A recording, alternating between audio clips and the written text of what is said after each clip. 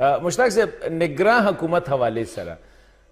خیبر پښتونخوا کې ډېر کنفیوژن غونډه سچویشن دی الته کې تاسو په حکومت کې جی واي چې کوم دی هغه په اپوزیشن کې دی او بالکل د پی ټی آی سره ما په خیال د دوی خو مشکله ده چې سره دغه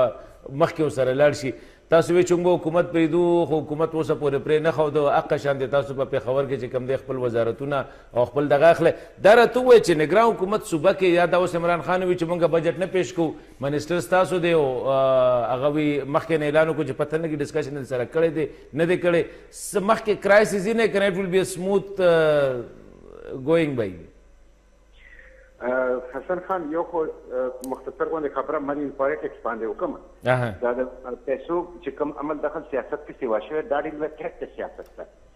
مانی ان پالیټکس دا ډېر وکټ فیوچر ته زمونږه شوګر مل مافیا او سټیل مل مافیا پیرا ټروپرز اے ټی ایم ماشینان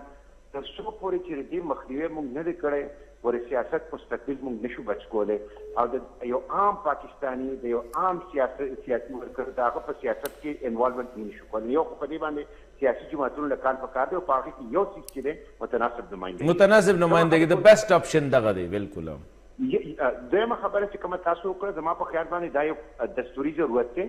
چې صوبو کې او مرکز کې به په مشاورت سره نگران حکومتونه جوړیږي او زما په خیال مونږ به د هر هغه قوت مرسته نه کوو کوم چې دا دستوري پروسس چې کوم دی په دې کې رکاوټ جوړیږي مونږ به دا غواړو چې سموث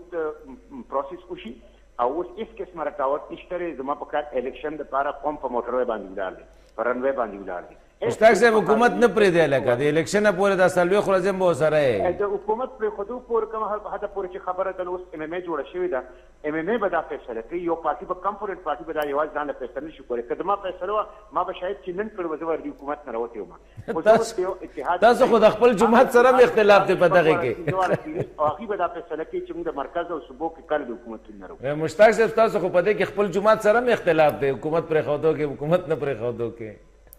زه خو زه خپله زما تمثیل چې والم زما په خیال حکومت نن نه یا شونیمه دوه میاشتې مخکې پرېښودل پکار جی ډېره مننه مشتاق صاحب بس